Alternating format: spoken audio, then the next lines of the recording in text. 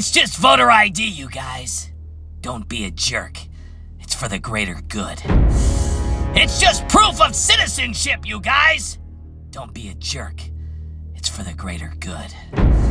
In less than a year, our elections got flooded with people who aren't even supposed to be here. Government looked the other way while illegals registered and voted in federal races. Violent protests get a free pass, but asking for a birth certificate or a passport? Oh, that's dangerous and voter suppression. Standing in the line at the DMV is fine for everything else, but showing you're a real American citizen to vote? Oh, suddenly a safety hazard and too hard. Come on! It's just a simple check and election security. How about a little hush money? Here's billions in aid we printed out of thin air.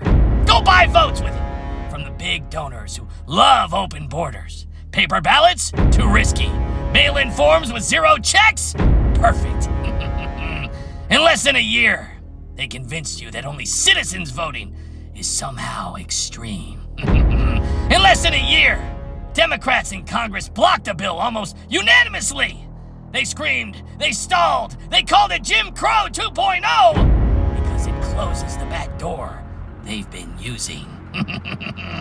In less than a year, our government showed exactly how easy it is to let the non-citizens slip onto the rolls when nobody's watching. They want that fear of disenfranchising anyone who can't produce a passport, while millions of actual Americans cheer for secure elections. And the most terrifying part? Oh, so many people aren't scared of the politicians who keep the system wide open. They're scared of their neighbors who demand real proof. They hate anyone who won't just go along.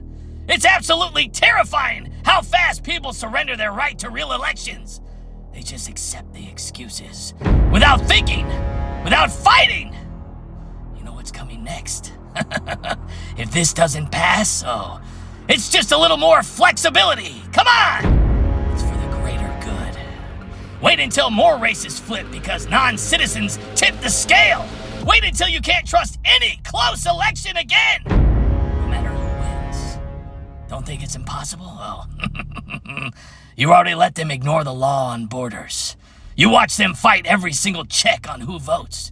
You follow the narrative that asking for citizenship papers is hateful. You're kidding yourself if you think they won't keep importing voters forever. Oh, I don't follow politics. I don't care about that stuff. I just want to be nice. Millions of Americans lost their voice in past elections because the system let outsiders decide. Nobody wanted to talk about it. It was easier just to ignore it. That couldn't happen here, right? Right? They almost got you. Without a fight.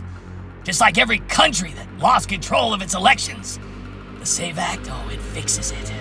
One blunt line. Only American citizens vote in American elections. Real ID, passport, birth certificate, or military proof. In person! No more checkboxes and lies. Trump wants it bad because it's the lock on the door. It protects your vote, your kids' future, and our country. Democrats are freaking out because their cheat code dies the second this bill passes. Pass the damn bill. Or watch your democracy disappear, one illegal ballot at a time. You've been warned.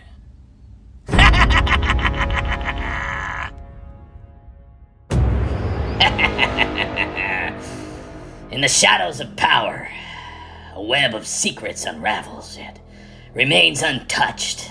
The Jeffrey Epstein Files.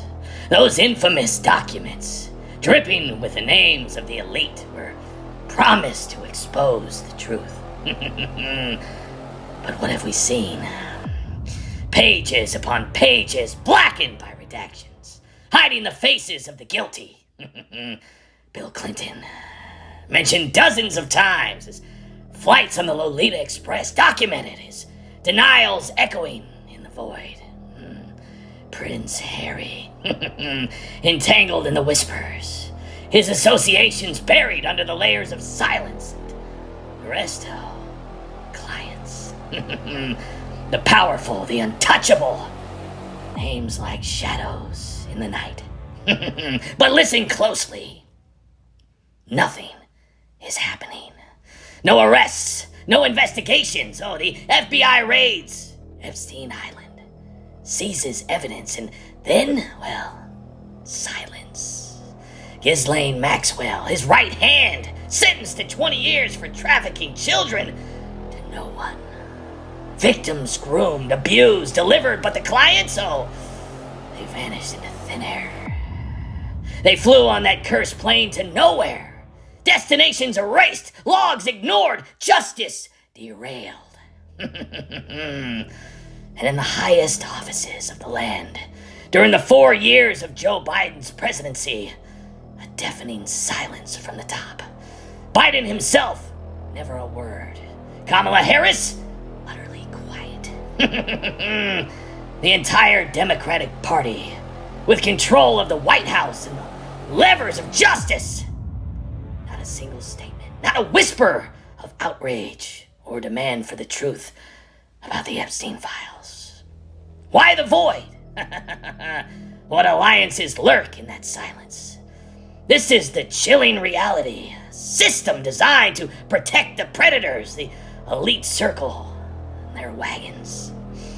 The media diverts your gaze, and the halls of the power echo with hollow promises. Nothing has happened. Nothing will ever happen. The files gather dust. The victims cry out unheard. And the guilty, well, they walk free. In this darkness, you have to ask yourself, who pulls the strings? Truth is out there, but it's locked away forever. So, I guess there's only one question left to ask. Are you awake?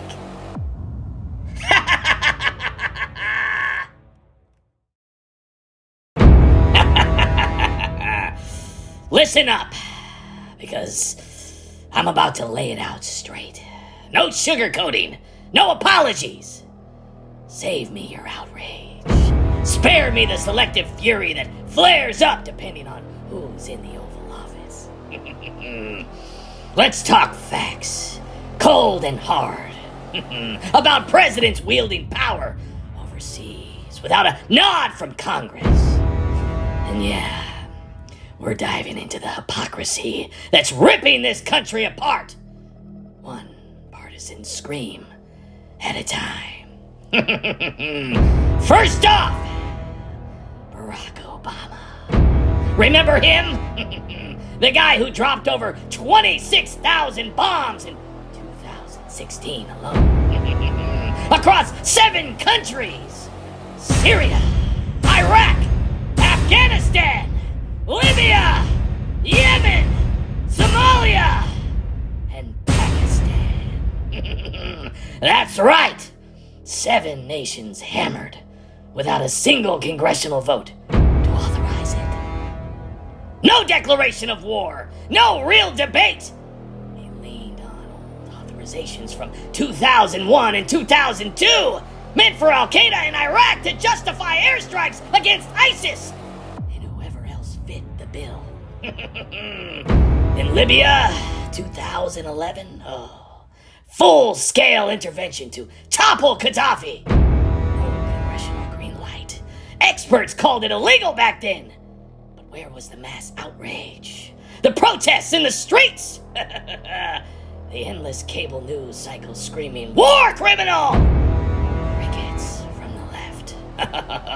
Obama got a pass because, hey, it was limited, right? Right? Humanitarian, whatever the spin. It was bombs falling, lives ending, and Congress sidelined. But Trump does one targeted strike to preempt attacks, and suddenly it's the end of democracy. The Democrats cheered Obama, but then slammed Trump for the same playbook. The vision isn't from the actions, it's from the politicians weaponizing them. The left stands accused of siding with adversaries when it suits their narrative, criticizing preemptive defense while ignoring past aggressions. And the right gets called hypocrites for selective war power's outrage. Meanwhile, the country fractures. Polls show Americans split down party lines on Iran policy.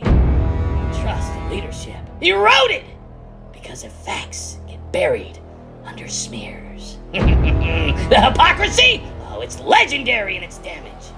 It weakens us abroad. Enemies like Iran see a divided America ripe for exploitation. At home, it fuels endless gridlock, where national security becomes a game of gotcha. Wake up! Both sides have blood on their hands from unchecked executive power. Oh, Obama expanded drone wars. Trump hit Soleimani. Neither waited for Congress. If we're outraged, be consistent. Demand real oversight, not partisan theater. Because while politicians play games, real lives, American, Iranian, Iraqi, hang in the balance. That's the raw deal. Face it, or keep pretending your side's hands are clean.